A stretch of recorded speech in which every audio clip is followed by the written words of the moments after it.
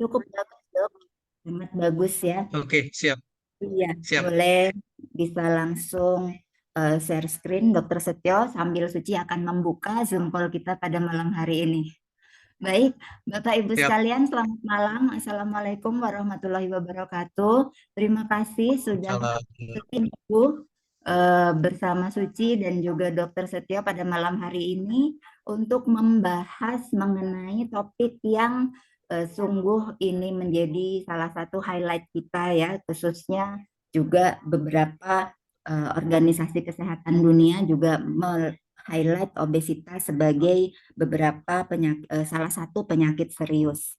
Nah, pada malam hari ini sudah hadir di tengah kita Dr. Setio yang akan memberikan pemaparannya mengenai obesitas dan juga permasalahannya. Karena seperti kita ketahui bahwa obesitas ini merupakan awal ya dari beberapa keluhan kesehatan yang lain. Baik, tanpa panjang lebar, Suci akan persilahkan Dr. Setio Budi Prayitno untuk segera memulai pemaparan pada malam hari ini, Dok. Silakan, Dokter. Terima kasih Bu Suci, terima kasih teman-teman sekalian. Bismillahirrahmanirrahim. Assalamualaikum warahmatullahi wabarakatuh. Selamat malam, salam sejahtera untuk kita semua, salam kebajikan buat kita bersama. Pertama-tama saya mohon maaf karena harus mundur. Saya posisi sekarang lagi ada di Tanjung Pinang. Jadi tadi ada perjalanan jauh karena dari satu pantai ke pantai lain. Ini baru sampai saya di hotel. Terima kasih Bu Suci, terima kasih teman-teman di sana. Apa yang disampaikan adalah mengenai obesitas. Dan kadang-kadang seolah-olah tidak bermasalah dengan kegemukan. Bahkan kadang-kadang kita melihat anak kita melihat cucu kita, itu seolah-olah harus gemuk. Kalau nggak gemuk itu nggak lucu. Nggak. Nah, tadi ceritanya berbeda. Tapi ini adalah karakteristik kita. Gemuk itu seolah-olah bagus. Ketika kita menyadari ke sana, maka seolah-olah tidak bermasalah. Padahal seperti yang tadi Bu Susi sampaikan, adalah salah satu problematik yang tidak selesai-selesai dengan kelebihan berat badan. Jadi saya ingin Eh, nantinya ada Dokter eh, Setio, sepertinya sekarang mulai agak kurang jelas nih, Dok, suaranya, Dok. Agak kemeresek. saya Iya, pakai lagi sebentar. Putus-putus, Dok. Coba saya pakai. Sebentar.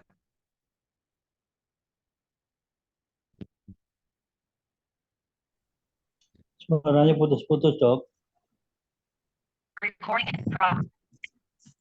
Boleh saya minta bantuan supaya saya terbuka.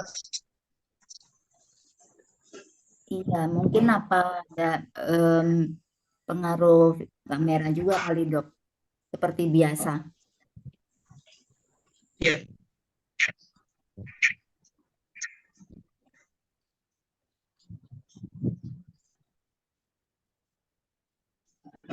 Mungkin posisi Dokter Setio ini. ya. HP saya boleh dijadikan bawah supaya saya audionya pakai HP. Saya pakai dua perangkat. Bentar, Dok.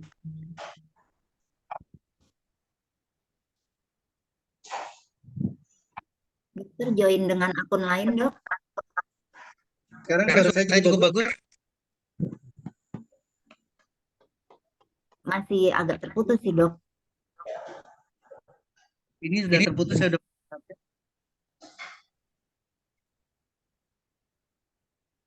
cukup bagus. Bagus. Ini agak mendingan sedikit, Dok. Iya, Dok. Oke, sebentar saya coba.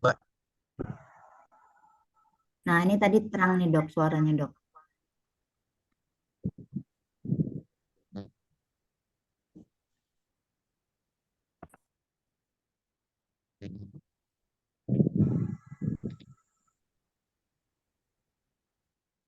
Saya ulangi sekarang. Sekarang cukup bagus, Bu Suci.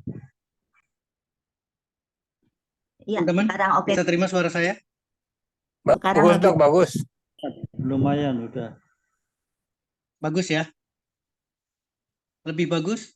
Karena memang di sini tertulis juga Ya, lebih internetnya bagus. koneksinya nggak stabil. Bagus Pak Iya, Dokter, bagus. Lebih bagus ini ya, oke. jelas. Ya, Baik, silakan baik. Dok. Terima kasih. Nah, balik lagi Bapak Ibu teman-teman sekalian, nanti ada salah satu slide yang justru yang lebih ke preventif itu adalah ketika di usia anak-anak. Karena tadi saya nyambung betul-betul kita pengen ngelihat cucu kita, anak kita itu gemuk. Itu adalah dasar yang betul-betul akhirnya terjadilah seperti sekarang. Problematik di obesitas. Karena diawali dengan ketika kecil. Jadi Bapak Ibu teman-teman sekalian, kalau kita melihat di sini, persoalannya adalah entah itu lingkar pinggangnya, lingkar perutnya, kemudian tinggi dan beratnya. Artinya ada ukuran yang bisa kita melihat seseorang bermasalah atau tidak. Kalau saya kebalikannya, mungkin saya bermasalahnya karena saya kurus. Bukan persoalan yang overweight, bukan obesitas. Jadi saya ingin Bapak, Ibu, teman-teman sekalian, tetap kita memperhatikan kalau sudah melihat adanya kelebihan berat badan. Itu catatan penting. Karena dengan demikian baru maka kita akan bisa menyadari dan kita akan menurunkan, sekali lagi, kita akan menurunkan ke anak kita, ke generasi kita, adalah yang sehat, bukan yang overweight. Ini yang jadi catatan penting. Kemudian penyebabnya ternyata sederhana. Artinya baik secara psikis maupun secara fisik itu ada di kita. Sekali lagi ada di kita. Kalau orang itu stres, kemudian pelariannya adalah makan, jangan salahkan kalau terjadi overweight. Tapi yang paling sering justru aktivitas fisik yang tidak ada. Selain makanan yang luar biasa dan perubahan hormonal. Kadang-kadang perubahan hormonal dijadikan sesuatu yang kompromi yang bagus. Artinya adalah ya kalau sudah seperti ini, kalau sudah melahirkan, kegemukan terjadi. Padahal itu tidak boleh terjadi. Sekali lagi, kenapa demikian? Kenapa saya harus lebih semangat lagi dengan obesitas? Karena konsekuensinya, sekali lagi, konsekuensinya inilah yang diceritakan sama Bu Suci, akan banyak permasalahan. Dengan demikian, makanya kita harus berusaha sekuat mungkin untuk menurunkan berat badan ketika sudah ada tanda-tanda overweight, kelebihan berat badan. Dengan apa? Sederhana, olahraga, makanan. Olahraga, makan. Olahraga, makan. Artinya, makan yang tidak memberikan suatu efek penumpukan lagi. Penumpukannya bukan cuma bicara lemak ya. Ketika kita bicara karbohidrat saja, ketika kita bicara protein saja, tapi kalau tetap tinggi, maka konsekuensinya akan terjadi penyimpanan makanan. Itulah overweight, itulah kegemukan. Nah, Bapak Ibu teman-teman sekalian, jadi sadar dan tidak sadar, apalagi usia, sekarang kita berbicara di usia 40, 50, 60, tetap kita harus ngelihat keras, sekali lagi harus keras, tidak atau usahakan tidak terjadi overweight. Mau ditimbang setiap saat dengan timbangan berat badannya, atau kita lihat lingkar perut kita, lingkar pinggang kita, ini tetap kita harus jadi perhatikan. Jadi jangan menyerah dengan satu kalimat-kalimat yang keluar karena sudah tua, karena sudah melahirkan anak 2, kemudian terjadi perubahan secara fisik di perutnya dan seterusnya dan seterusnya. Itu tidak boleh terjadi. Itu tetap adalah salah dan kita akan menanggung konsekuensinya. Sekali lagi, kita akan menanggung konsekuensinya dengan kelebihan. Mungkin secara umum paling sederhana. Setiap yang berlebihan, setiap ada kelebihan, pasti negatif. Demikian juga dengan badan kita. Bapak, Ibu, teman-teman sekalian, ketika melihat ada kelebihan lemak di permukaan kulit kita, itu tidak serta-merta hanya di permukaan kulit. Lemak lainnya, di rongga, di pembuluh darah, itu pun sama. Nanti liver kita diliputi dengan lemak, terjadilah perlemakan hati. Nanti antara bungkus jantung, visceralnya, perikardiumnya, itu juga sama, dibungkus lagi oleh lemak. Jadi gerakan jantung, kontraksi jantung akan terbatas karena lemak.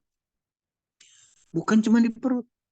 Belum terjadi lagi aterosklerosis, penyempitan pembuluh darah akibat lemak, yaitu flak, yaitu penyempitan pembuluh darah. Ini konsekuensi yang harus kita siasati dari awal. Sehingga timbang berat badan, lingkar perut, itu tetap harus kita lakukan. Dan itu adalah konsekuensinya. Mungkin saya ada di sini, underweight. 18,5 di bawah itu. Tapi kalau udah body mass index-nya makin ke sini, Bapak Ibu, apalagi di sini saja. Ini udah warningnya udah berbeda nih. Kalau berbicara overweight, tapi kalau udah masuk di obes, itu warningnya udah keras. Apalagi ekstrim. Nggak bisa. Konsekuensinya ada. Sekali lagi, konsekuensinya ada. Lihatlah berapa berat badan, lihatlah tinggi kita, dan seterusnya sesuaikan. Maka kita akan punya kekuatan. Salah satunya dengan body mass index. Kemudian, atau kalau ngelihat di sini, ini adalah berat, ini adalah tinggi. Tolong perhatikan, berarti jangan sampai ke kuning saja udah bermasalah besar. Ya, karena di sini sudah mulai overweight. Tapi kalau udah di sini, jangan tanya lagi. Problematiknya terjadi. Ini adalah alat ukur kita untuk menyederhanakan alat ukur kita. Tadi saya sudah menyinggung makanan. Mohon maaf, sekali lagi, termasuk saya secara pribadi. Junk food, makanan anak kita, itu seolah-olah mempermudah kita, mempermudah orang tua. Tapi ternyata konsekuensinya dahsyat. Anak kita tiba-tiba problematik ada dengan konstipasinya, sulit buang air besarnya. Nanti berkepanjangan sampai terjadinya obesitas di situ. Belum pemeriksaan lainnya, kolesterolnya, lemaknya, diabetesnya. Problematik yang lain, junk food dengan nutrisi yang rendah. Junk food dengan segala negatifnya. Tapi ini kita, ini orang modern, ini orang urban. Seolah-olah melekat banget adalah fast food, adalah junk food. Adalah food street, dan seterusnya. Tapi negatifnya, kita tidak akan lihat hari ini. Kita tidak akan lihat 1 tahun ini. Berikutnya, anak kita akan menjadi problem banyak. Dan itu adalah contohnya dari diri kita. Inilah gambarannya Bapak, Ibu, teman-teman sekalian, ketika kita ngelihat sudah konsekuensi terjadi obes. Saya akan sorot, cancer ada di dalam. Peradangan pankreas yang sangat berat sekali, sampai menguning, jaundice, dan lain sebagainya tidak bisa dihindari. Kenapa? Karena terjadi sumbatan aliran ataupun saluran dari empedu. Dari kantong empedu tersumbat karena pankreasnya sedemikian rupa. Belum abnormalitas di organ reproduksi, termasuk tidak mempunyai keturunan. Infertilitas akan terjadi di sana. Osteoartritis akan terjadi di sana. Kelainan vena dengan peradangan venanya plebitis di sana. Peradangan sendi sampai ke gout di sana. Ini tadi saya sudah singgung, terjadi fatty liver. Belum lagi batu empedu, ada di kegemukan. Belum lagi penyakit jantungnya. Belum lagi metabolic syndrome-nya, diabetes, dislipidemi, hipertensi ini kan. Mata sampai kataraknya ternyata berhubungan juga dengan kelebihan berat badan. Stroke di dalamnya. Hipertensi di dalam. Bahkan sekali lagi seluruh organ termasuk paru-paru akan bermasalah karena akibat kegemukan. Jadi apa yang terjadi pada orang kegemukan? Nafasnya nyesek, Dok. Gak pernah terpikir tadinya. Karena secara fisik seolah-olah besar, seolah-olah bagus. Tidak. Akan bermasalah. Akan sangat bermasalah. Nah, hal yang sama. Ini mengingatkan kita. Sampai ada penurunan, mohon maaf ya, tidak pede. Quality of life-nya rendah. Quality of life-nya problem. Tadi udah jelas, batu, serang penyakit jantung, tekanan darah tinggi, cancer, peradangan, diabetes, sudah tertulis semuanya. Konsekuensi di sana. Bahkan Bapak Ibu ini ada presentasi sekarang. Ini ada presentasi. Artinya kita harus ada di dalamnya untuk memperhatikan itu. Kegemukan salah satunya ternyata nyesek dan menimbulkan asma. Yang tadinya tidak ada riwayat asma, yang tadinya tidak terjadi apa-apa. Depresi di dalamnya, kalau ini multiple sclerosis dengan autoimunnya jelas karena perubahan organ yang sedemikian rupa. Tekanan darah tinggi sekali. Ya. Gagal jantung, demensia. Kalau kita bandingkan antara asma dengan demensia dengan angka presentasi yang ada, akan mengalami yang sama. Diabetes 50%, cancer 30%. Jadi Bapak Ibu teman-teman sekalian, konsekuensi obesitas, konsekuensi kegemukan, Itu serius. Sekali lagi, konsekuensi kegemukan, obes, overweight adalah serius sekali. Nah, jadi apa tugas kita? Nggak ada kompromi, nggak ada debat lagi. Harus betul-betul turunkan, harus betul-betul kontrol. Ini nggak ada yang lain, nggak ada pilihan lain. Dan seperti yang tadi Bu Susi sampaikan, problematiknya bukan cuma di kita di Indonesia, tidak, dunia. Satu kesempatan sekarang, Bapak Ibu teman-teman sekalian, kalau kita melihat di satu sisi adalah prihatin, di satu sisi adalah serius, tapi balik lagi sekarang kita sudah jadi keluarga yang mempunyai alat ITERA. Seri, sekali lagi kalimatnya adalah seri, produk seri. Artinya apa? Ini kesempatan bahwa kasus kegemukan, bahwa kasus kelebihan berat badan itu banyak. Itu tidak selesai. Maka ITERA harus berperan di sana. Maka kita harus berperan di sana. Ini yang harus jadi pemikiran buat kita. Apa yang mesti dilakukan? Ternyata sederhana. Olahraga, exercise, lifestyle yang harus dirubah. Berkumpullah dengan orang-orang yang tidak gemuk. Jangan kebalikannya sekarang. Berkumpullah dengan orang-orang yang mampu atau punya testimoni, mampu menurunkan berat badan, mampu mempertahankan berat badannya. Demikian juga dengan pilihan makanan. Pilihlah makanan nutrisi benar-benar yang bernutrisi dan dalam tanda petik harus sehat. Artinya kalau kita ngelihat di sini ada tulisan diet, bukan berarti diet seperti seseorang yang sedemikian keras, tidak, tapi harus memperhatikan ke sana. Sehingga semuanya dapat, termasuk pola tidur kita. Berarti balik ke lifestyle. Paksakan tidak ada kegiatan lain karena saya gemuk. Mohon maaf. Paksakan saya harus tidur karena saya gemuk. Untuk apa? Untuk lebih baik, untuk mendapatkan pola istirahat yang lebih baik, sehingga program untuk menurunkan berat badan bisa. Ketika beberapa hal dilakukan, Bapak Ibu teman-teman sekalian, ketika 1, 2, 3 hal kita lakukan, usahakan, maka mungkin nomor 3 tidak tercapai dulu. Atau tidak signifikan mendapatkan hasilnya. Tapi lakukan terus. Makin banyak pilihan kita, makin banyak yang kita lakukan atas dasar pilihan yang bisa kita lakukan dulu, silakan. Tapi konsekuensinya kita berhasil dengan terjadinya penurunan berat badan. Ini yang jadi catatan penting kita. Nah, bahkan Bapak Ibu teman-teman sekalian, ini yang jadi hal penting sekali. Kalau kita balik lagi ke nutrisi yang membuat kita gemuk, maka kekuatan baterai kita ada di sini Bapak Ibu teman-teman sekalian. Jadi seolah-olah otak kita tidak mendapatkan charger energi yang hebat, yang bagus, yang sehat. No. Maka ini harus dirubah. Benar-benar kebiasaan ini harus dirubah Bapak Ibu teman-teman sekalian. Yaitu dengan apa? Dengan pilihan makanan yang sehat. Dengan olahraga. Dengan istirahat tidur. Sehingga betul-betul dapat keistimewaan dan kekuatan ada di dalam fisik kita dapat. Dengan makanan yang berbeda antara satu dan pilihan baru. Inilah konsekuensi, inilah yang harus kita pikirkan baik-baik, inilah yang harus kita pilih. Merubah total. Dok, saya sudah lakukan, tapi belum dapat apa yang saya inginkan.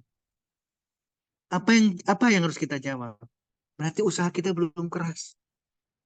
Dok, saya sudah lakukan, tapi porsi makan saya tetap masih tinggi. Dan yang bisa ngontrol kita. Kalau disuruh sama orang, terpaksa, nggak bisa. Diukur, nggak bisa. Kita akan nolak. Atau kita lebih resisten. Tapi kalau kita yang menentukan pilihan dan sebagainya, maka kita akan dapat. Ini yang menjadi catatan penting. Ini saya sudah sampaikan tadi, di kegemukan, konsekuensinya adalah sakit. Dan menariknya Bapak Ibu teman-teman sekalian, ini yang harus jadi catatan. Ketika berat badan kita bisa turun, maka diabetes itu turun. Kalau orang yang belum diabetes gimana dok? Maka resiko diabetes turun. Hipertensi turun sampai 92%. Dok, bagaimana kalau orang yang tidak hipertensi? Resiko terjadinya hipertensi turun karena kegemukan bisa diturunkan. Sampai 92%. Penyakit jantung kardiovaskuler 82%. Kolesterol yang tadi diceritakan juga sama Bu Suci, ini sampai turun 63%. Fatty liver sampai 90%. Keseluruhan ini menunjukkan bahwa makna penurunan berat badan itu sangat berarti. Baik orang yang belum sakit, sekali lagi, belum berparah-parah ria, apalagi orang yang sakit. Sendi termasuk, ini sendi. Degeneratif sendi 41 sampai 76, GOAT sampai 77. Tadi sudah nyinggung mengenai quality of life. Quality of life improve loh Bapak Ibu teman-teman sekalian. Ketika turun berat badan, siapa yang nggak bangga, siapa yang nggak jadi sombong. Itulah quality of life. Sampai meningkat 95% ketika berat badan turun. Dan ini coba kita pikirkan sekarang. Lakukan apa yang kita bisa lakukan satu persatu. Dan kita sudah punya seri produk ITERA. Inilah yang harus kita kombinasikan. Ya, tadi saya sudah menyinggung ke anak cucu kita. Ini yang terjadi Bapak Ibu teman-teman sekalian. Harusnya pencegahan itu ada di sini. Pencegahan itu ada di anak kita. Dari mulai judulnya di sini adalah pregnancy care. Jangan sampai ketika hamil badan kita juga nggak terkontrol. Dan kalimatnya, ya wajar lah kan hamil. No, tidak boleh. Ketika diukur, ditimbang lingkarnya, perutnya, dan lain sebagainya, USG, itu akan menentukan Bapak Ibu teman-teman sekalian. Seorang yang ibu hamil, badannya gede, tapi bayinya bisa kecil. Dan itu berisiko kepada bayi kita. Berisiko kepada bayi yang akan atau janin yang akan dilahirkan. Jadi artinya apa? Gak ada cerita. Sebelum hamil, seorang wanita itu pun kontrol betul-betul. Sehingga tidak akan terjadi keturunan dengan giant. Lahir nantinya baby tapi benar-benar giant. Lahir dengan 4 kilo lebih. Lahir dengan 5 kilo. Yang semuanya dengan penuh kesulitan. Jadi sekali lagi, kalau kita melihat siapapun orangnya, maka harus memanage berat badan. Makanan seperti yang tadi disampaikan. Apalagi tadi udah bicara blackcurrant. Bicara buah. Ketika bicara buah, di sini juga gambarnya sama. Ketika bicara antosianin, ketika bicara antioksidan, ketika bicara kandungan yang ada di buah, semuanya dipakai. Maka kita harus mengikuti sana. Dan balik lagi, olahraga. Fisik. Untuk bisa mencegah. Kalimatnya ada di sana. Jadi, Bapak Ibu teman-teman sekalian, ketika kita dapat hal tersebut, ini satu persatu nih. Hobinya hobi harus sehat. Balik lagi sekarang. Stress manajemennya, nutrisinya semua. Demikian juga dengan apapun yang dilakukan agar sehat. Dan sehat dalam pengertian apa? Berat badan tidak akan naik. Bagi orang yang belum overweight.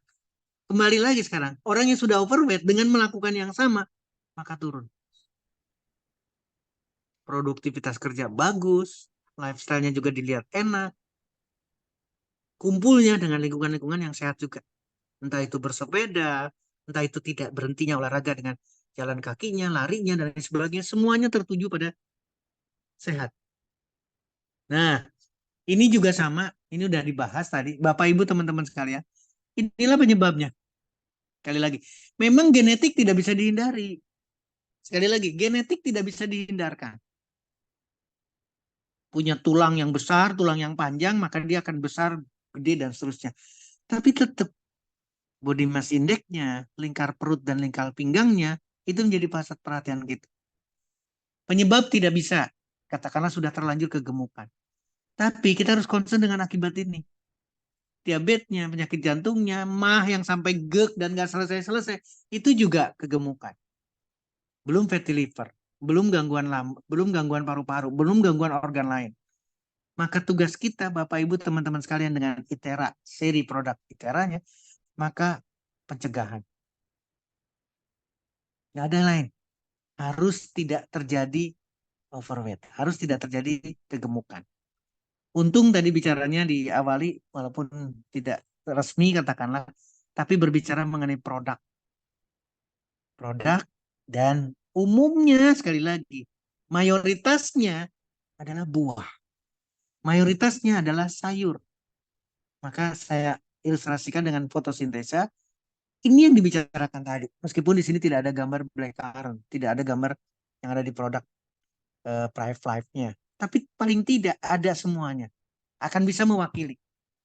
Makanan sehat, buah, sayur, dan seterusnya adalah pilihan di sana. Ketika kita akan berusaha untuk menurunkan berat badan. Nah, pertanyaan berikutnya. Dok, bagaimana dengan ITERA-nya? Saya hanya dua malam hari ini, hanya ingin menggarisbawahi dua hal. Bapak, Ibu, teman-teman sekalian. Baik ITERA dengan blow-nya, terus kemudian BioLite-nya. Perhatikan, jadi ada dua konteks di sana yang ingin kita diskusikan bareng-bareng untuk bisa fokus menurunkan berat badan. Apa yang didapat dari sana? Yang didapat adalah paling tidak panas. Panas saja, nggak usah berpikir yang lain dulu. Nggak usah berpikir, oh hebat ya gelombang tera, nanti dengan tambahannya dan lain sebagainya. Nggak usah. Kita ngambil satu aja. Ngambil panas saja didapatkan dari ITERA. Setuju ya? Nanti berbicara di pulse electromagnetic field-nya, rasakan. Maka dua hal ini akan membantu kita ketika kita bersedia melakukan hal-hal kesehatan untuk badan kita. Ini yang saya dapat Bapak Ibu teman-teman sekalian. Ketika gelombang masuk, cahaya masuk, ini berubah total. Semuanya. Apapun yang terjadi dalam badan kita akan diselesaikan dengan sederhana. Ya. Kemudian, sel akan menerima gelombang. Sehingga energinya akan tampak. Energi akan dinaikkan, kemudian akan membackup menjadi antioksidan. Tadi ketika bicara blackcurrant ada antioksidan.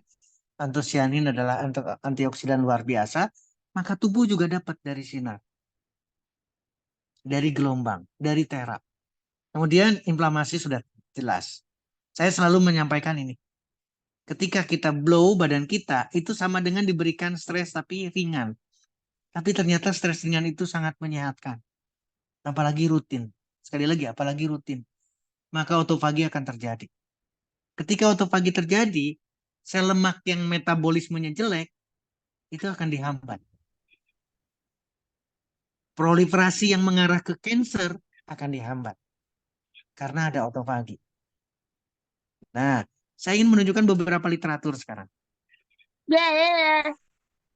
Bagaimana kita bisa meyakinkan bahwa gelombang, bahwa pulse electromagnetic field akan membantu orang-orang dengan permasalahan kegemukan.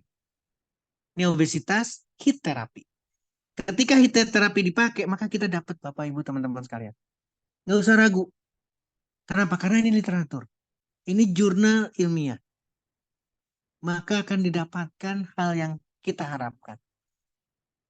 Kardiometaboliknya diturunkan, obesitasnya akan ditekan, maka penurunan berat badan dapat dengan heat therapy. Heat therapy memperbaiki peredaran darah. Heat therapy memperbaiki otot. Ketika otot ini seolah-olah sama halnya dengan dikontraksikan, maka itu adalah heat therapy. Coba bisa dibayangkan, heat therapy akan memanfaatkan gula. Berarti dipakai. Ototnya bekerja. Meskipun belum bergerak. Nah, sekarang anjurannya dari awal berarti kita harus melakukan aktivitas fisik secara exercise, olahraga.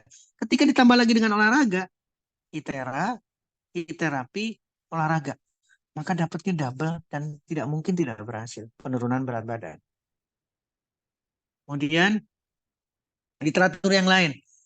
Termoterapi, alternatif exercise untuk metabolik. Sama pada pasien dengan obes, sudah masuk menopause. Kenapa yang ditekankan adalah menopause-nya? Karena perubahan hormonal. Jadi kalau kalimat tadi karena faktor usia, sudah melahirkan 2-3 anak, gemuk dan lain sebagainya. Di sana juga didampingi dengan perubahan hormonal. Maka diperlukan termoterapi. Ibu, bapak, terutama ibu nih, saya nggak tahu kenapa konsentrasinya ke ibu ya. Walaupun laki-laki banyak yang obes. Ketika kita pakai pakaian sauna kita, sekali lagi kita pakai pakaian sauna kita, dan dimanfaatkan ITERA blow-nya, sekali lagi ITERA blow-nya dimanfaatkan, maka kita akan dapat. Kita akan mendapatkan hal tersebut. penurunan berat badan, kelainan hormonal diperbaiki, seluruhnya akan diperbaiki. Karena kita memanfaatkan termoterapi. Ini adalah kalimat yang bisa menjelaskan lagi. Sehingga dengan demikian, termoterapi yang sangat efektif pada pasien obes postmenopause. Ini kalimat tidak bisa dihindari Bapak Ibu teman-teman sekalian. Kemudian balik lagi sekarang kita masih bicara di seri alat. Sekarang bicaranya adalah pulse electromagnetic field. Ini pun yang sama. Ketika berbicara magnet kita dirubah, maka didapatkan juga penurunan berat badan. Di sini mekanisme ini khusus pada keseluruhan Bapak Ibu teman-teman sekalian. Bagaimana peran pulse electromagnetic field, BioLife, dan seterusnya ketika konsepnya adalah elektromagnetik. Maka Bapak Ibu teman-teman sekalian, ini yang menjadi catatan penting. Dok, lama nggak? Berlama-lama nggak? No, sama sekali tidak. Ketika pulse elektromagnetik dipakai, ini dalam hitungan detik saja, ini sudah mengalami perubahan dalam tubuh kita. Ion kalsium, nitrik oksid meningkat, siklik GMP-nya, ini energinya juga meningkat. Ini dalam hitungan detik ke menit. Belum berlama-lama. Ketika dilanjutkan jam sampai hari, ini sel sudah memberikan respon sehat. Ini gambaran yang terjadi, sel sudah memberikan respon. Jaringan sudah memberikan respon dalam hitungan hari sampai ke minggu. Sehingga catatan yang tadi Bapak Ibu, ayo kita mau sepakati di sana, walaupun di sana ada weeks-nya adalah pakai S, tentukan sekarang. 1 minggu, 2 minggu, 3 minggu, turun berat badan. Tapi memanfaatkan ITERA dengan blow-nya, memanfaatkan pulse elektromagnetik pada BioLife. Mudah-mudahan akan terjadi satu kesepakatan buat kita bareng-bareng. Hal yang sama Bapak Ibu teman-teman sekalian, pulse elektromagnetik menghambat adipogenesis. Dan ini langsung berhubungan kepada stem cell. Artinya apa? Kalau stem cell untuk membuat sel lemaknya aktif, maka yang terjadi adalah kegemukan. Sekarang ketika diberikan pulse electromagnetic field, maka ada hambatan. Ini jelas banget. Pulse electromagnetic field mempunyai potensi digunakan untuk treatment obesitas. Jadi sekali lagi pemanfaatkan ITERA dengan blow-nya, kemudian kaki kita juga diterapi dengan food terapinya, maka akan didapatkan karena food terapi ada pulse electromagnetic field. Sama, literatur yang sama, ini tekanan darah, metabolic syndrome, saya kira tidak akan hal yang lain, tapi pola pikir kita tetap sama. Bahwa kita akan mendapatkan terapi, blow, maupun dengan food terapinya. Terapi memperbaiki body composition dan fungsi otot. Fungsi otot itu apa? Untuk makan. Kalau ototnya fungsinya baik, maka cadangan makanan akan terpakai. Maka akan bisa mempertahankan tidak terjadinya kegemukan. Akan bisa menurunkan berat badan. Ini adalah satu percobaan pada binatang percobaan. Tapi hal yang sama didapatkan Bapak, Ibu, teman-teman sekalian. Dalam hitungan hari, dalam hitungan minggu, silakan tentukan. Terapi seperti di sini, daily, betul-betul setiap hari, maka dilakukan terapinya. Kemudian akan terjadi perbaikan pada kegemukan. Akan bisa melawan kegemukan. Akan memperbaiki kekuatan otot. Ini yang terjadi. Efek dari pulse electromagnetic field pada lipoprotein lipase. Ini pun hal yang sama. Berhubungan dengan stem cell. Maka hasilnya terjadi penurunan. Ketika terjadi penurunan, lihat lagi sekarang, hitungannya adalah 2-14 hari. Dengan demikian, akan bisa menekan adipogenetik. Adipogenik. Apa artinya? Pembentukan sel lemak. Ketika ini dihambat, ketika ini ditekan, karena pulse elektromagnetik, maka hasilnya kita tidak terjadi kelebihan berat badan. Yang sudah terlanjur kelebihan berat badan akan mengalami perbaikan. Saya berikan karangan bunga, saya berikan penghargaan yang sebesar-besarnya, Bu Suci. Kalau Bapak Ibu teman-teman sekalian berhasil menurunkan dalam hitungan seminggu, 2 minggu, 3 minggu, silahkan tentukan. Karena ini adalah keyakinan kuat kita dapatkan. Untuk terjadi penurunan berat badan, ketika sama-sama sepakat, lakukan olahraga, pilih makanan yang sehat, hindari stres, istirahat dengan baik, dan manfaatkan food therapy dengan basic pulse electromagnetic field therapy. Demikian Bu Suci, terima kasih. Saya kembalikan kepada Bu Suci, kita masih ada beberapa saat untuk diskusi, silakan. Iya, terima kasih banyak Dokter Setio. Waduh, terima kasih bunganya ya Dok. Ini kebetulan masih di bulan Februari ya, Ya. kasih Saya sayang ngasih ya. turun berat-berat, kalau nggak turun berat-berat saya nggak kasihkan. Terima kasih. Ini wah menarik sekali ya tadi Bapak Ibu. Seperti kita lihat bahwa obesitas ini sudah menjadi biang atau sumber dari berbagai keluhan kesehatan yang juga tadi Dokter Setio paparkan ya.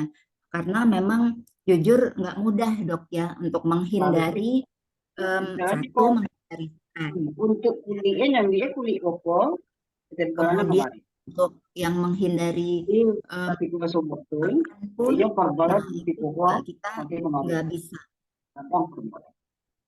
ya. Jadi sebentar Cici matikan dulu ya Bapak Ibu ya, mohon maaf supaya tidak mengganggu peserta yang lain. Oke. Nah jadi sepertinya memang satu kita kesulitan untuk mengatur pola makan juga gitu karena contoh singkat aja seperti kemarin kita libur 1 minggu gitu ya Dok, libur panjang nih, waduh itu pasti udah jadwal kulinernya udah tiap hari nih sama keluarga ya, jalan-jalan kemana, liburan kemana gitu. Jadi sudah dipastikan juga dari pencegahan diri sendiri pun ini agak sulit gitu. Nah, tapi memang seperti yang tadi dokter juga sampaikan bahwa dengan pemanfaatan gelombang panas dari terahertz ini bisa untuk mengatasi berbagai atau mengantisipasi keluhan dari munculnya obesitas itu tadi gitu. Jadi kita bisa membantu untuk apa namanya terapi panas tadi untuk mengatur pola makan, meredakan stres dalam tubuh juga gitu karena ada fungsi untuk relaksasi dan juga untuk apa namanya pelancaran atau meningkatkan fungsi otot sehingga otot mampu untuk menjalankan tugasnya membakar lemak dalam tubuh ya. Ya, kemudian dan lain-lain seperti tadi dokter sampaikan. Baik, Dok, boleh di-unmute ya Dok ya. Ini tadi kepencet juga.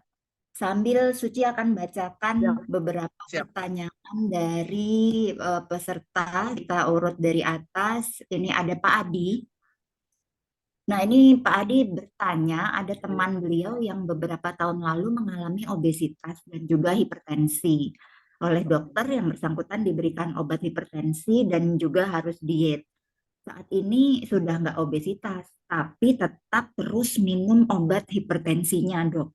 Saat ditanya ke pihak dokter atau iya katanya ini sekali minum obat hipertensi itu nggak boleh berhenti. Jadi dengan kata lain teman beliau ini harus mengkonsumsi obat hipertensi selamanya meskipun tensinya sudah normal. Nah, ini apakah betul, Dok? Mungkin ini bisa dokter jawab karena memang ada kaitannya juga dengan topik kita malam hari ini ya. Silakan, Dok. Saat ke waktu kita bicara di asam urat aja. Asam urat berhubungan sekali dengan hipertensi. Setuju ya? Saya coba pindah dulu. Bentar. Nah, sekarang kita bicara metabolic syndrome. Artinya gangguan metabolisme di dalam tubuh kita sehingga kita terjadi overweight. Bapak Ibu teman-teman sekalian, yang muncul pertama itu kita tidak akan sama satu orang dengan orang lain. Orang lain tidak overweight, tapi dia bisa hipertensi. Sakitnya sama. Konsekuensinya nanti sama. Ada problem lain. Ya. Sekarang kasusnya adalah overweight dan juga hipertensi. Maka kondisi yang lainnya, ginjalnya, parunya, livernya, ini pun mengalami gangguan. Jadi, Bapak Ibu, teman-teman sekalian, kenapa harus diberikan obat antihipertensi? Karena tekanannya lebih tinggi dari normal. Tolong dipahami bareng-bareng. Kenapa amlodipin, kenapa ACE inhibitor, kenapa semua kalsium antagonis sebagai antihipertensi itu dipakai? Karena sudah melalui clinical trial, karena sudah melalui uji yang panjang banget, bukan setahun 2 tahun, rangkaian penelitiannya itu panjang sebelum diberikan kepada manusia. Terbukti menurunkan tekanan darah, maka dipakai. Nah, sekarang pada kasus Pak Adi, atau saya tidak tahu siapa yang teman dan lain sebagainya, siapapun yang tidak melihat kasusnya, maka diberikanlah hipertensi.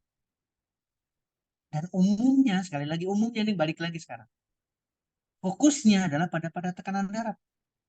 Tapi fokusnya, atau harusnya kita berpikir jangan fokus pada tekanan darahnya saja, tapi harus fokus pada penyebab tekanan darahnya apa. Contoh sederhana aja.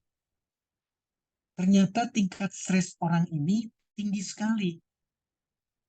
Maka tidak tepat hanya obat antihipertensi. Karena meskipun dikasih antihipertensi tinggi juga, dia tetap stresnya tinggi, maka dia tetap akan minum obat antihipertensi. Sebaliknya, sekarang siapa yang bisa mengukur saya tahan tidak dengan tekanan? Saya bisa nggak memanage stres saya? Saya bisa nggak memanage psikisnya? Maka yang paling memahami adalah yang bersangkutan. Jadi kalimatnya adalah kalau kita tahu penyebabnya terjadi tekanan darah tinggi, maka harusnya kita tidak selalu dengan obat antihipertensi. Kasus balik lagi ke sini sekarang, kegemukan. Kegemukannya sudah tidak gemuk. Bisa diterima ya, sudah bisa diatasi kegemukannya. Bapak Ibu, kalau satu hal diperbaiki seperti yang tadi saya sampaikan, ada usaha untuk menurunkan berat badan, ingat loh, turun berat badan, hipertensi saja bisa selesai 92%. Jadi tidak perlu terikat lagi dengan obat antihipertensi.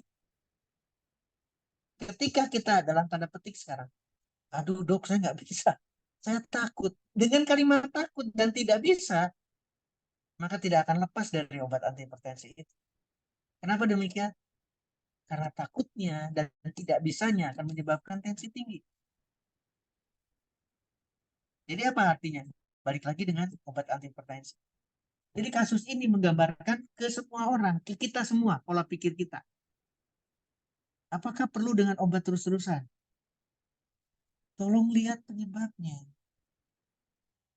Balikan lagi ke penyebabnya. Kalau penyebabnya adalah kolesterol, sekali lagi. Atau teman-teman tahu lah, penyebabnya adalah makanan enak karena kolesterol. Coba kita siasati satu-satu, makanan kita rubah dulu yuk. Dok, saya nggak bisa kalau nggak makan daging, kalau nggak makan ikan, kayaknya saya nggak punya tenaga. Masuk akal, masuk. Di sana ada protein, di sana ada lengkap dan sebagainya. Tapi tidak sadar di sana ada kolesterol. Lalu apa yang terjadi? Kalau saya sekarang berbalik, ibu-ibu terutama nih, atau siapa aja terserah lah. Kalau ingin menurunkan berat badan, banyaklah makan. Seringlah makan. Nah kalimatnya bukan banyak, mungkin sering ya. Seringlah makan. Karena lapar akan jalan terus. Tapi kalau yang dimasukkan adalah makanan yang kemarin, daging, ikan, nasi, dan lain sebagainya, maka sekali makan langsung selesai. Tapi kalau untuk merubah makanan itu, kalau dirubah makanannya, maka laparnya cepat sekali. Ketika lapar berarti sering makan, tapi jangan daging, ikan, nasi, jangan itu, buah. Ketika masuk buah, lemes, kurang, ngerasakan kurang, ambil lagi buah. Ambil lagi buah. Maka hipertensi selesai, berat badan tetap terjaga. Katanya sekali minum obat ini tidak boleh berhenti, dengan kata lain, ini tidak demikian. Ibu bapak, sekarang kasus kita persempit aja, seolah-olah terpisah antara kelebihan berat badan dengan hipertensi. Kasus apapun, baik diabetes, hipertensi, penyakit jantung dan lain sebagainya, itu kalimat pertamanya atau strateginya itu tidak langsung obat. Tolong menjadi perhatian kita.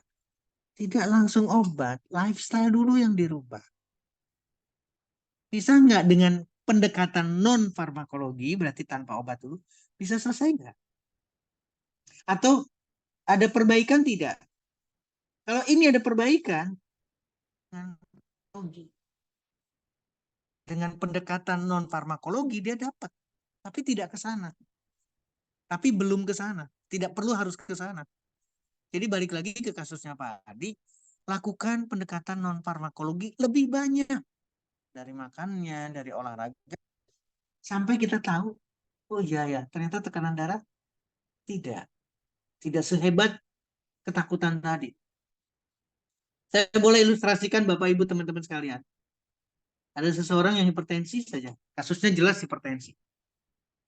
Kita tidak bicara ITERA, kita tidak bicara food therapy dengan pulse electromagnetic field terapinya. Nggak usah. Berjemur aja. Dengan berjemur saja, tekanan darah turun.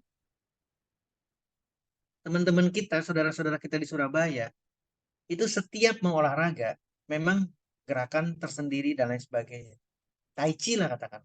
Sebelum melakukan cikung dan lain sebagainya, itu tensi dulu. Dilakukan tekanan darahnya berapa, kemudian olahraga. Setelah olahraga ditensi lagi. Mohon maaf, bukan naik tekanan darah, malah turun. Jadi dengan aktivitas fisik, sekali lagi dengan aktivitas fisik, dengan panas yang berasal dari matahari, maka penurunan tekanan darah turun. Berat badan otomatis turun. Karena cadangan makanan dipakai untuk olahraganya, untuk panasnya. Panas itu berarti metabolisme kita meningkat, Bapak Ibu teman-teman sekalian. Ketika metabolisme meningkat, berarti makan tinggi. Sel makannya tinggi. Minta makannya tinggi, maka minta makannya tinggi dari mana sel kita? Dari cadangan yang ada. Bukan merasa lapar. Inilah yang catatan untuk Pak Adi. Jadi tidak, apakah ini benar atau tidak, saya tidak. Yang seharusnya gimana? Lakukan terus terapinya. Lakukan terus terapinya dengan ITERA, food terapinya juga dilakukan. Kalau masih takut, kurangi. Sekali lagi, kalau masih takut, kurangi antihipertensinya. Tadinya sehari sekali, 2 hari sekali. Atau tadinya 1 kali, misalkan berapa mili, 1, 2, 3 mili, misalkan kurangi. Misalkan 25 mili kaptopril gitu, kurangi jadi 12 mili. Dan seterusnya. Demikian juga dengan obat antihipertensi yang lain. Demikian, Ibu Suci, saya kembalikan kepada Ibu Suci. Ya, terima kasih dokter. Ini tiba-tiba pertanyaan jadi banyak, Dok. Jadi kita kayaknya mesti ini ya, padahal tadi masih sedikit yang nanya nih. Oke, selanjutnya ada dari Ibu Vice ya.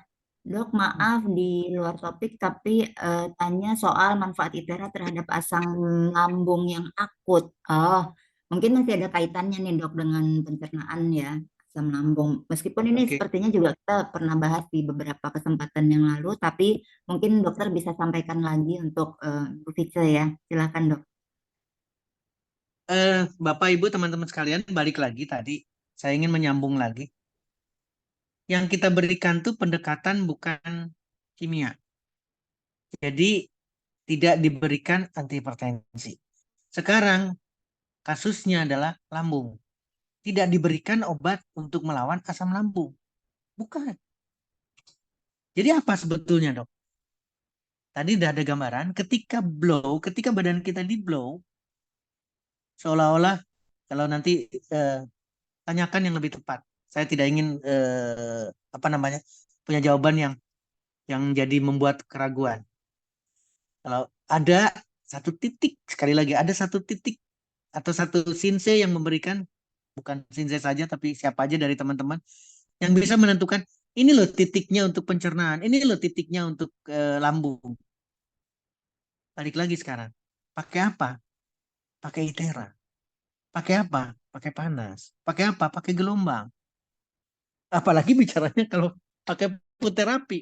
Yang sakitnya lambung yang diterapi, yang ditempelkan adalah telapak kaki kita.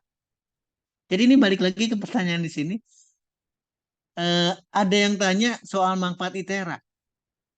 Saya langsung ke seri ya. Saya langsung 2 sekarang. Baik yang di blow maupun dengan food terapinya melalui pulse electromagnetic field therapy. Maka akan didapat. Persoalan gimana terapinya, berapa kali? Ini yang jadi persoalan. Balik lagi sekarang. Gimana terapinya karena bayangan kita masih ada di obat. Harusnya obat lambung dikasih anti lambung, anti asam lambung berarti antacid. Ternyata tidak selesai.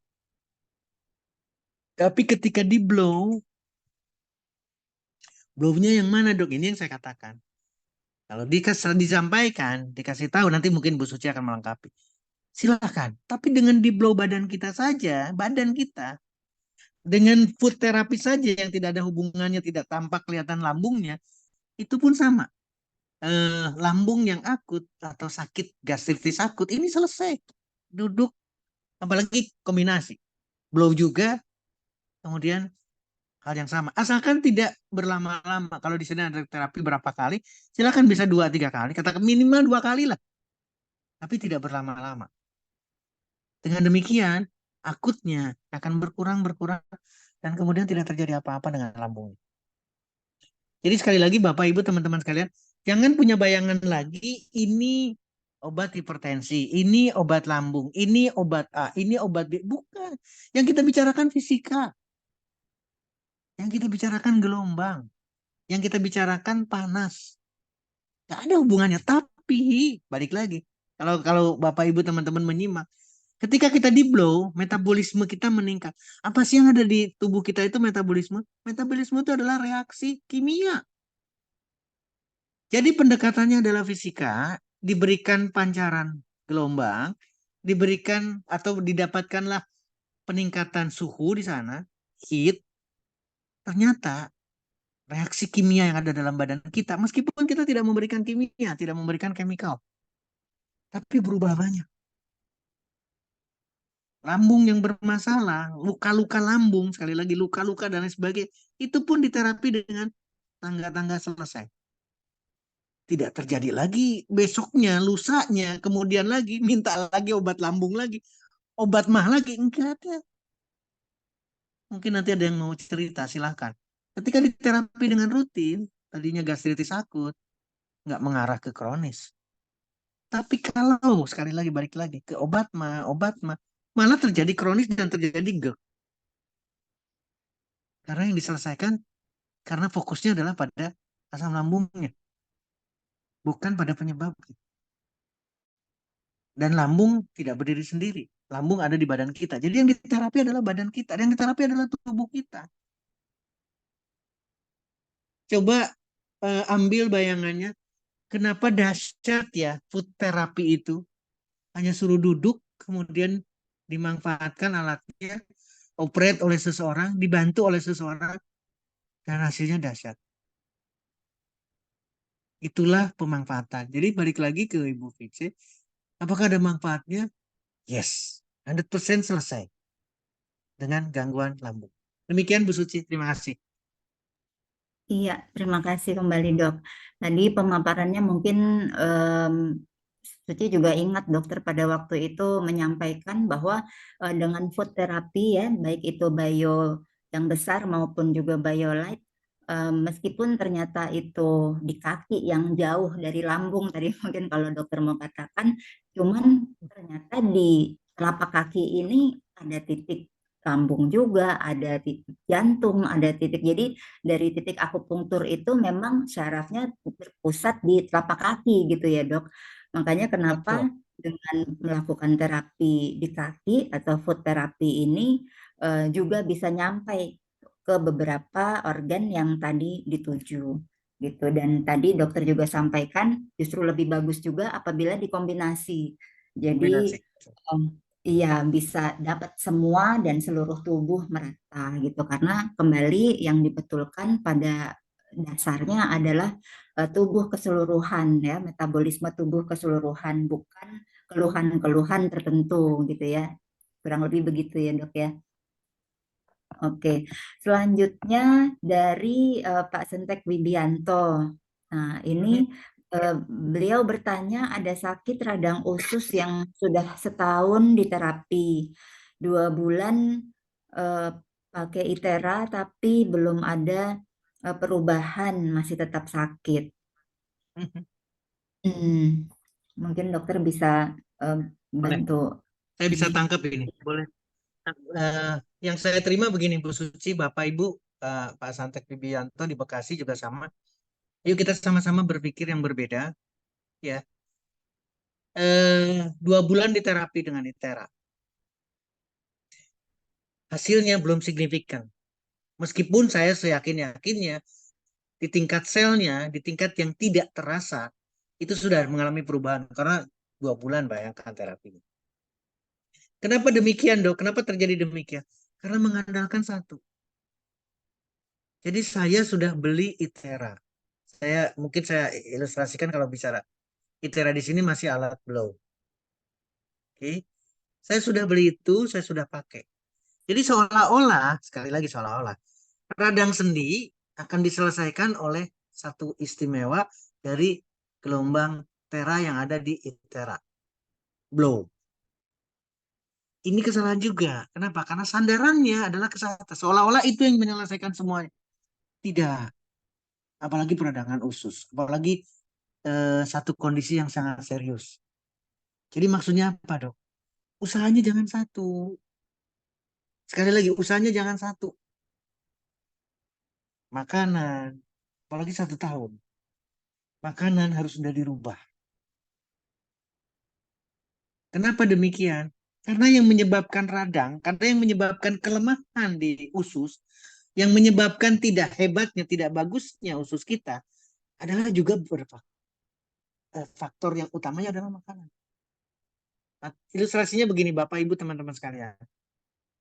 Usus kita, pencernaan kita, makanannya atau nutrisinya bukan dari mana-mana. Harus dari yang lewat. Sekali lagi berarti yang masuk di mulut kita. Kalau tempat lain, sekali lagi tempat lain bisa disuntikan, bisa diinfuskan. Pencernaan nggak bisa. Pencernaan akan merasa nikmat, akan diberi makan kalau ada yang masuk dari mulut. Artinya, mohon maaf sekali, kalau sudah ada radang usus, maka makan juga susah. Tolong pikirkan baik-baik. Makan aja susah jadinya. Kenapa demikian? Karena pencernaannya belum sembuh, sudah 1 tahun. Pertanyaan berikutnya, makanan apa sih yang susah? Makanan yang kemarin, yang biasa. Itu tidak bisa, tidak mudah untuk makan sekarang. Karena peradangan ususnya belum tuntas. Jadi artinya, cobalah dengan makanan yang bukan kemarin-kemarin. Artinya, geser lagi sekarang. Merubah makanan tuh cuma sederhana. Apa sih kalimatnya sebetulnya apa sih? Kalimatnya hanya merubah dari makanan berbasis hewan, berubahlah ke buah blackcurrant. Nah, tadi bicaranya ada blackcurrant. Beralihlah ke buah. Coba lakukan dulu selama treatment ini sekarang. Nggak usah 2 bulan Pak Wibianto di Bekasi. Nggak usah 2 bulan. Rubah pola makannya. Sekali lagi rubah pola makannya. Apalagi sekarang. Bisa nggak puasa? Oh hebat lagi. Kalau kalau bisa puasa lebih dahsyat lagi. Radang ususnya akan lebih cepat sembuh. Artinya apa? Ya sudah radang dikasih kerjaan. Makanan yang masuk itu kerjaan loh buat ususnya. Tapi kalau dipuasakan berarti diistirahatkan. Tapi dengan kekuatan apa istilahnya? Niat, kekuatan perencanaan yang dalam. Saya ingin sembuh dari peradangan usus. Saya kuatkan ya Tuhan ya Allah untuk berpuasa. Sehari. Seharinya juga bukan puasa dari sahur sampai buka puasa maghrib. Bukan. Mungkin hari pertamanya saya akan tahan tidak makan dulu. Berarti mengistirahatkan ususnya. Setelah itu minum air. Apalagi air sudah di blow. Minum air, kemudian di blow. Minum air lagi. Berarti yang nutrisi yang diterima oleh usus itu apa? Cadangan yang ada di badan kita. Gak bakalan mati. Gak bakalan kekurangan. Karena diniatkan untuk ngambil. Kalau diniatkan puasa berarti diniatkan untuk ngambil cadangan yang ada di badan kita. Maka tidak kekurangan. Justru peradangan ususnya akan membaik. Jadi sekali lagi, rubah polanya. Buatlah usus kita, pencernaan kita tidak bekerja berat. Sekali lagi, tidak bekerja berat. Nah, tidak bekerja beratnya dari mana? Adalah dari jenis makanan. Kalau makanannya daging, ikan, apalagi sekarang kita bicara, kerang, seafood, cuminya, udangnya, belum lagi luar biasa, maka berat. Tapi kalau jus, buah, memang nggak kenyang, tapi kalau diseringkan, maka kita tidak kekurangan sama sekali. Mungkin itu untuk Pak Wibianto di Bekasi, Bu Suci, Iya, lanjutkan iya. terapinya, tapi disertai dengan upaya-upaya lain. Terima kasih. Betul, betul. Jadi juga diimbangi dengan menjaga pola makan tadi ya dok ya. Baik, selanjutnya ini ada beberapa pertanyaan yang kurang lebih sama dok, yaitu dari Pak Edi Oke. Trianto, Ibu Nani, dan juga Ibu Anita Gatmir ya. Rata-rata Oke. menanyakan mengenai Titik. terapi untuk obesitas ya, baik itu titik tertentu dan juga daerah-daerah di mana yang harus difokuskan. Nah, cuman kalau Ibu Nani khususnya ada tambahan, beliau Biolet. juga selain obesitas ada juga kista gitu ya. Nah, ini Oke. bagaimana untuk penanganannya? Silahkan dok. Oke. Bapak Ibu, apalagi ini berbicaranya adalah langsung di obesitasnya. Sekali lagi, bukan masalah titik saja.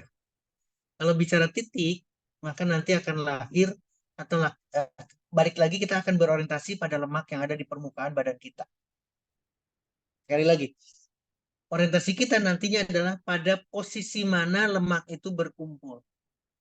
Di perutnya, di pahanya, di bokongnya, maka lemak akan mudah ada di sana. Jadi nanti orientasinya ke sana.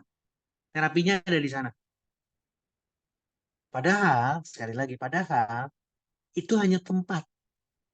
Tempat yang mudah untuk disimpan sel lemaknya. Tempat untuk yang mudah untuk menyimpan cadangan makanan. Karena memang disediakan sama yang maha besar tempat itu. Perut kita, paha kita, nanti di daerah sini, ini tempat nih. Sekali lagi, ini adalah tempat yang sudah disediakan untuk cadangan makanan, dan itulah yang terjadi. Jadi balik lagi sekarang. Tolong nanti dilengkapi lagi sama Bu Suci.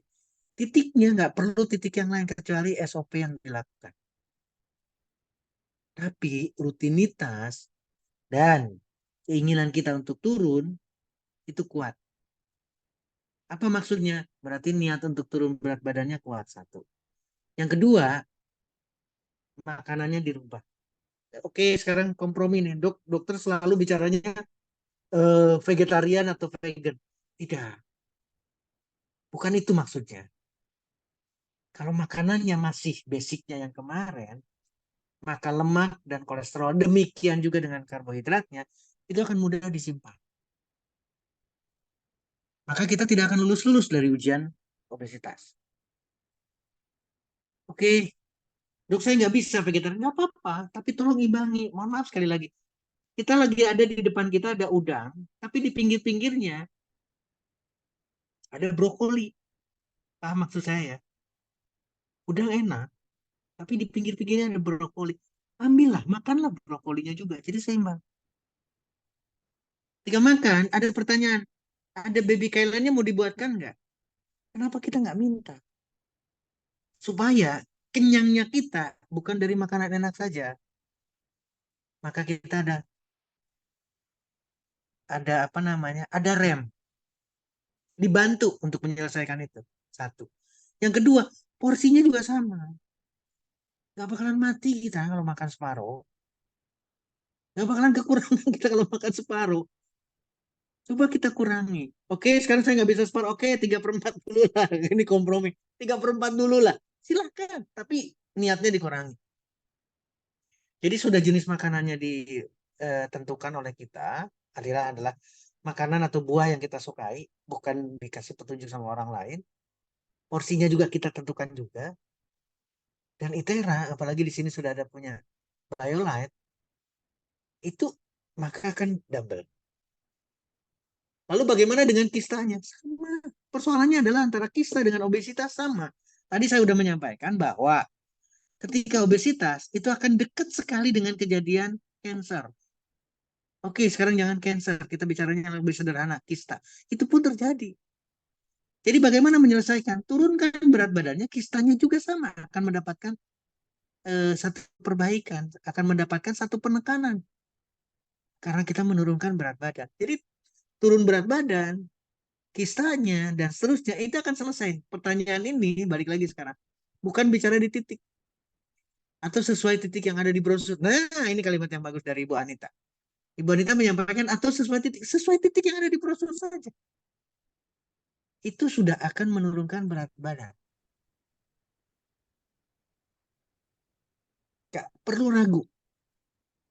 Karena akan meningkatkan metabolisme, karena akan energi akan ada, metabolisme akan ditingkatkan, berarti pemakaian cadangan akan ditingkatkan, maka cadangan makanan akan berkurang, turun berat badan. Demikian Bu Suci, terima kasih. Yes, terima kasih dok. Tadi dokter sempat di pemaparan juga menyampaikan pada waktu penggunaan BioLite tadi dipakai jaket saunanya ya dok ya. Nah itu Yes. lebih luar biasa lagi karena akan banyak mengeluarkan keringat. Tapi mohon Bapak Ibu juga pastikan sedia handuk ataupun juga menggunakan baju katun ya yang menyerap keringat juga karena pemakaian BioLite kalau terlalu berkeringat harus dijaga agar tidak mengenai permukaan dari BioLite. Selanjutnya ada pertanyaan dari Ibu Ian Anggreni mengenai urutan terapi bagi olahragawan nih dok. Apakah olahraga dulu kemudian di blow atau di blow dulu baru olahraga? Nah ini mungkin Suci ini dulu ya dok ya. Menurut Suci sih sebetulnya ibu olahraga dulu karena pada waktu olahraga tentunya pace detak jantung pun akan meningkat ya, ritme detak jantung meningkat, kemudian ibu juga sudah berkeringat dan biasanya ibu cenderung untuk mandi setelah berolahraga. Nah, sedangkan pada waktu olahraga ini juga otot-otot ini akan meregang atau menegang gitu ya. Nah, fungsi dari salah satu device kita, yaitu baik itu yang BioLite maupun yang blower, ini juga merelaksasi otot-otot. Nah, jadi akan sangat lebih nyaman apabila otot yang sudah tegang akibat berolahraga itu dilemaskan kembali atau direlekskan kembali dengan penggunaan Iteracare. Nah, tapi sebelum Ibu melakukan terapi, mesti mandi dulu karena SOP setelah pemakaian atau terapi itu biasanya 4 jam setelah terapi itu nggak boleh mandi, Bu. Nah, makanya kenapa pada waktu Ibu sering berolahraga, sebaiknya olahraga dulu, kemudian dikasih jarak waktu setelah ritme atau detak jantung juga semakin sudah normal, ibu mandi, baru setelah itu terapi. Nanti tidurnya enak banget tuh biasanya. Mungkin dokter Setia ada yang mau menambahkan dok, silakan. Ya, Bapak Ibu teman-teman sekalian, sebetulnya tidak ada perbedaan antara olahraga dengan terapi. Dari sisi hasil, dari sisi proses betul seperti yang disampaikan tadi Bu Suci. Konsekuensinya adalah mandi keringat. Setuju ya? Konsekuensinya adalah mandi keringat. Dua-duanya akan menghasilkan mandi keringat pakai BioLite. Apalagi dengan saunanya. Mandi keringat akan terjadi. Yang menawan, sekali lagi yang menariknya nih sekarang, ketika fisik kita diajak exercise, tadi sudah disinggung, maka bukan cuma tingkat sel yang mengalami peningkatan. Jadi catatan. Tapi organnya juga berteriak. Kontraksi otot akan terjadi karena kita exercise. Setuju ya? Detak jantung berarti kontraksi jantung juga meningkat. Denyut nadi meningkat. Artinya bukan tingkat sel kalau kita melakukan olahraga. Nah sekarang, bagus Bang, untungnya kalimat tadi ada di produk, ada food cell. Oke, tolong ingat-ingat, tadi udah dijelaskan sama Bu Susi, ada food cell, kita punya food cell. Itulah produk yang dikonsumsi. Lalu bagaimana dok dengan blower, bagaimana dengan food therapy? Itu adalah pendekatan ke tingkat sel. Ketika pulse electromagnetic field dipakai, Bapak Ibu teman-teman sekalian, yang dirubah itu di tingkat sel. Air yang masuk ke dalam sel itu harus lancar masuk ke dalam sel. Artinya berarti sel tidak akan kekurangan bekerja karena ada airnya.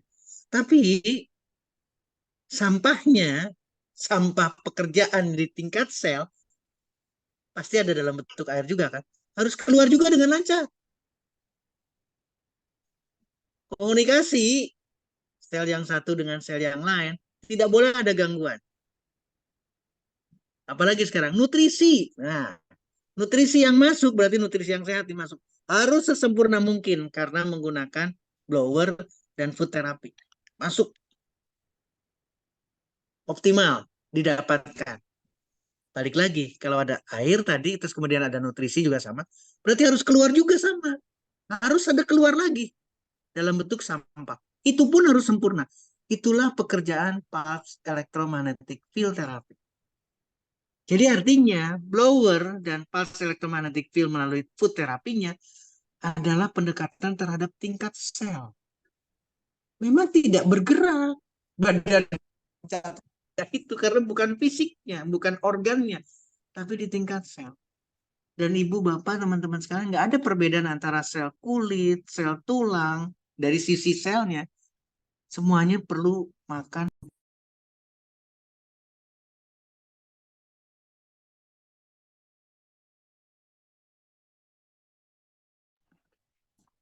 Dok, dokter ke mute, Dok.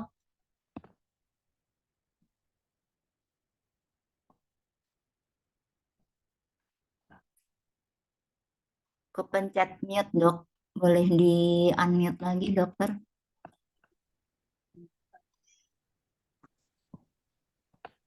Silakan. Iya, Dok. Udah, Dok.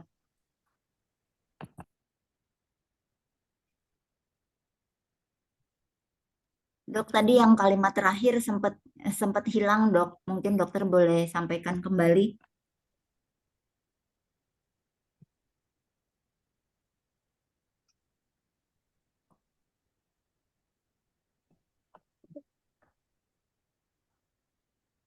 Dok, dokter bisa mendengar kami, Dok?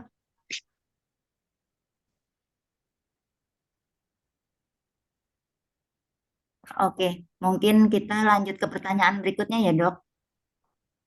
Siap, Bu Susi. Mohon maaf, ada telepon masuk jadi agak terganggu Oh, saya. Terima oke. kasih. Silakan. Oke, iya. Baik, selanjutnya ini pertanyaan dari Ibu Sylvia. Nah, ini pertanyaannya secara analogi harfiah memang mungkin betul ya, tapi ini menarik nih, Dok, pertanyaan Bu Sylvia. Dok, kalau pakai blow di tulang sendi, di lutut, apakah mengurangi pelumas yang ada di sendi? Karena kan itu panas, bikin kering nggak di persendian? Nah, ini kayak mungkin analogi keringin rambut gitu ya, dikasih hair dryer rambutnya jadi kering gitu, Dok. Nah, ini di lutut gitu. Nah, mungkin dokter boleh jelaskan nih ke kita semua, Dok, mengenai penggunaan blower pada tulang sendi ya, khususnya di lutut. Baik, baik. Terutama untuk Ibu Sylvia, Bapak Ibu yang lain juga sama. Kekhawatiran ini logikanya dapat karena minyak atau cairan pasti akan nguap ketika dipanaskan. Dan itu sepakat kita setuju semua. Tapi cairan sendi itu beda. Cairan sendi itu adalah makanan. Makanan untuk disediakan untuk persendian. Jadi bukan seperti hanya minyak, bukan seperti hanya air yang tampak di secara fisik ada di meja makan kita, tidak. Atau di meja laboratorium kita, tidak. Sekali lagi. Atau kebalikannya seperti ini, kalau mau ilustrasikan. Bapak Ibu tolong itu kan, apa namanya, dimasukkan lagi, karena ini lawannya adalah lawan logika lagi. Ya. Sekarang dibalik. ada orang yang belum terapi, sekarang belum terapi nih, tapi pelumasnya habis. Bisa diterima ya? Ada orang yang tidak terapi, tapi ternyata cairan sendinya sudah sangat berkurang, bahkan tulang rawannya sudah mengalami kerusakan. Itulah yang dikatakan sebagai artritis atau osteoartritis. Sampai ke bukan cuma pelumasnya doang yang habis, sampai ke tulang rawannya sendiri rusak. Pertanyaannya, apakah karena dia dipanaskan? Tidak. Jadi hilangnya, sekali lagi, hilangnya pelumas atau berkurangnya pelumas sama hanya dengan kita berbicara mengenai hilangnya fungsi ginjal seseorang sampai urium kreatinnya tinggi. Karena pelumas atau cairan sendi adalah makanan sendi, berarti tidak diproduksi lagi. Cairan sendi itu tidak disediakan lagi untuk sendi untuk hidup normal. Berarti ada gagal kemampuan sendi untuk memproduksi pelumasnya. Berarti sama dengan gagal jantung. Nah, inilah logika yang harus kita pakai. Orang yang tidak kena panas, tidak kena blowernya dari ITERA atau tidak juga terapi dengan food terapinya, itu banyak kasus dengan osteoporosis, osteoartritis, pelumas sendi tidak ada. Jadi artinya apa untuk Ibu Sylvia? Tidak ada kekhawatiran ke sana. Bahkan ketika kita melakukan blow, ketika kita memberikan panas kepada persendian kita, hasilnya bukan pelumas sendinya yang berkurang, malah metabolisme sel sendinya atau perangkat yang ada di dalam persendian ini akan menghasilkan jauh lebih optimal cairan sendinya. Jadi beda pola pikir, bukan cairan biasa. Ketika metabolismenya meningkat, berarti dia bekerja baik. Bekerja baik berarti bekerja untuk menyediakan pelumas di persendian juga baik. Tolong pakai logika juga. Artinya, balik lagi, osteoartritis, peradangan sendi, pelumasnya hilang, itu bukan karena akibat, tapi balik lagi karena nutrisi yang jelek. Demikian untuk Ibu Sylvia. Terima kasih, Bu Suci. Ya, terima kasih dok. Memang fungsinya jadi berbeda ya dok ya apabila yang dimaksud adalah dengan gelombang panas terahertz. Ya tadi udah dijelaskan juga oleh Dr. Setio. Semoga menjawab pertanyaan Ibu ya.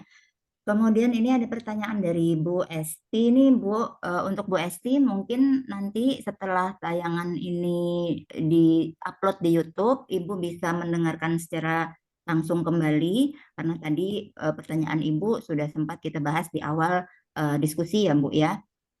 Kemudian pertanyaan dari Ibu Betty. Nah ini mengenai stroke sih ya sebetulnya di luar topik. Tapi mungkin sementara ini ada pertanyaan dari Ibu Kai dan juga Ibu Sylvia kembali untuk penderita yang sudah pasang ring di jantung ya. Ada diabetes, kolesterol dan lain-lain. Apakah di blow boleh, pakai ITERA Bio juga boleh. Nah ini Bu Sylvia, Ibu Kay, ini secara SOP ya, kita tidak diperkenankan untuk beberapa penderita satu yang memasang alat di dalam tubuh ya, baik itu ring, kemudian pen, ya implan pada gigi seperti itu, atau juga alat kontrasepsi. Ya, jadi segala benda asing yang terdapat di dalam tubuh ini merupakan salah satu SOP yang sebaiknya kita hindari.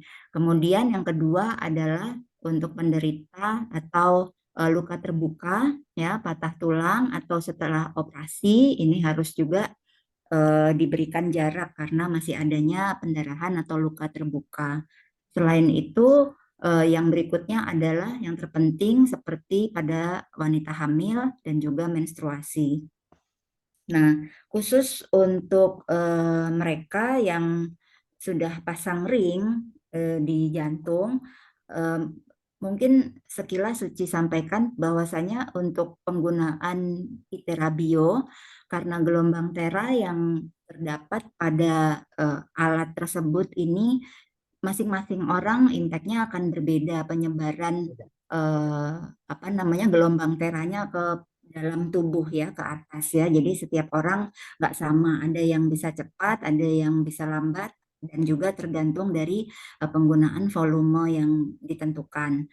Nah, khusus untuk yang pasang ring, selain memang secara SOP sebaiknya kita hindari, tapi apabila pun memang diperlukan dengan kondisi tertentu, itu di luar titik tersebut, Bu. Jadi kita tetap bisa menggunakan di beberapa area tubuh yang lain, hanya saja di bagian dada itu dihindari. Kenapa ini harus digunakan dari yang blower? Karena kalau yang Itera Bio ini tadi kita nggak bisa kontrol. Sedangkan kalau untuk yang blower ini dari jaraknya kita bisa atur ya, panasnya kita bisa atur, kemudian area tubuh yang mau diberikan gelombang tera ini juga bisa kita atur sedemikian rupa, volumenya juga kita bisa adjust. Jadi ini kalaupun memang mengharuskan atau memang Bapak Ibu sekalian mau menterapi bagian tubuh lain untuk meningkatkan metabolisme tubuh kita gitu. Karena mungkin nanti Dokter Setio bisa tambahkan juga ya Dok ya. Nah, sepertinya begitu. Jadi secara SOP kita tidak menyarankan, tapi untuk meningkatkan stamina atau juga menjaga metabolisme tubuh lain, diharapkan pada waktu kita menterapi titik yang lain itu dijauhkan dari sekitar wilayah dada. Mungkin Dokter Setio bisa tambahkan kembali, Dok.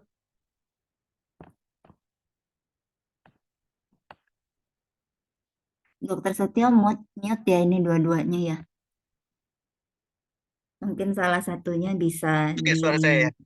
Iya, boleh Dok, silakan. Agak terputus tadi Bu Suci karena ada telepon Mas. Oke. Iya. Tadi mengenai yang pakai ring di jantung, Dok. Jadi untuk penggunaan Violite apakah boleh? Tadi Suci juga sudah sampaikan bahwa pada waktu ada beberapa SOP yang memang kita menghindari atau melarang untuk mereka yang sudah menggunakan implan, baik itu ring di jantung, lensa mata, alat kontrasepsi, atau pen ya di lutut atau di betis, biasanya yang pasang pen di bagian tubuh lain gitu. Selain SOP atau larangan untuk beberapa penderita yang lain. Tapi apalagi pacemaker. iya, apalagi pacemaker ya. Karena berhubungan sekali Iya, dengan baterai yang itu disediakan untuk itu. betul, Ya, betul. Nah, tadi Suci juga sampaikan jika memang digunakan untuk menjaga metabolisme tubuh atau untuk meningkatkan stamina, menjaga stamina, terapi itu masih bisa digunakan untuk yang Itera blower karena kita bisa adjust daerah mana yang kita bisa berikan gelombang gitu ya Dok ya. Untuk pasang ring itu bisa kita hindari dengan volume yang bisa kita atur, jaraknya juga bisa kita atur, karena kalau untuk yang Biolite ini kan kita nggak tahu nih kapan rambatan gelombangnya ini nyampe ke tubuh gitu. Jadi kalau memang terpaksa untuk penggunaan terapi, ini tadi Suci sampaikan memang sebaiknya menggunakan yang Itera blower. Mungkin dokter bisa ada tambahan kecuali untuk yang pacemaker mungkin ya Dok ya, karena pacemaker lebih. Betul, kalau pacemaker lebih kontra. Kalau pacemaker lebih kontra lagi karena di sana ada Iya, kerisakan. pacemaker sudah sama sekali verboden ya Dok, berarti ya tidak Setuju banget Bu menggunakan. Suci. Iya. Selanjutnya ada pertanyaan dari Pak Toto, kalau vertigo, migrain, apa ada kaitannya dengan obesitas? Nah, Langsung saya jawab ya.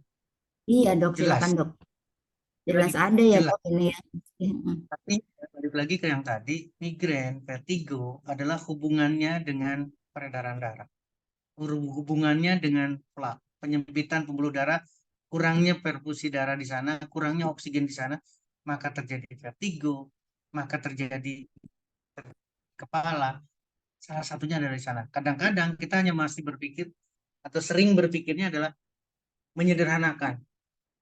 Karena vertigo, carilah obat untuk vertigo. Karena migrain, carilah obat untuk migrain. Tapi ternyata tidak selesai.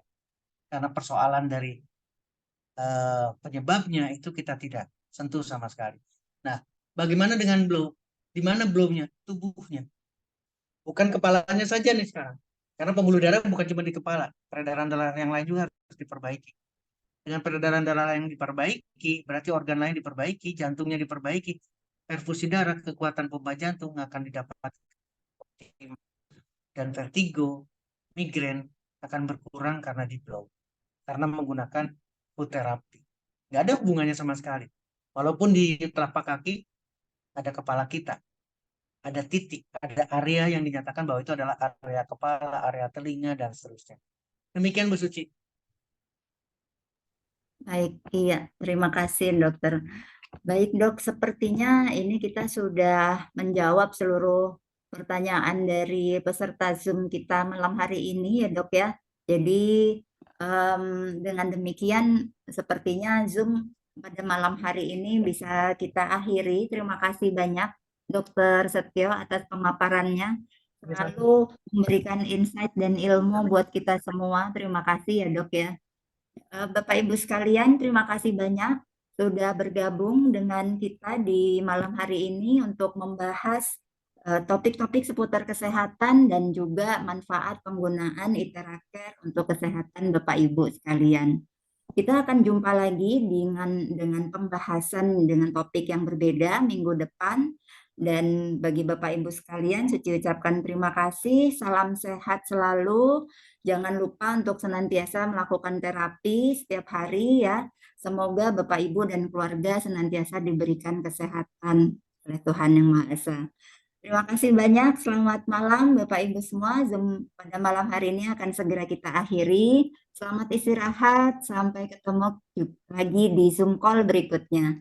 Selamat malam, Assalamualaikum. Waalaikumsalam Terima warahmatullahi kasih wabarakatuh. banyak Dokter Setio, terima kasih Bapak Selamat Ibu malam. sekalian. Terima kasih Ibu Susi. Terima kasih Ya, Dokter Setio. terima kasih, terima kasih. Sampai jumpa Nanti di Bapak kantor Ibu Ibu yang Susi. Saya iya. Alex. Halo ya, selamat malam Pak Alex. Iya. Terima kasih ya. Sampai besok Iya, ya. terima kasih, Pak kasih. Alex. Iya, sampai jumpa. Dokter Setio Nanti juga. bagi Bapak Makasih Ibu yang semuanya. ingin Terima mendengarkan lagi, kasih, kita akan dokter. tayangkan Terima siaran kasih. ulangnya di Terima kasih YouTube ya, sama-sama. Bahasa Indonesia.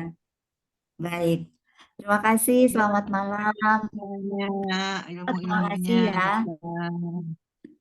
Iya, Terima selamat kasih. malam, Bu. Iya, terima kasih. Selamat malam.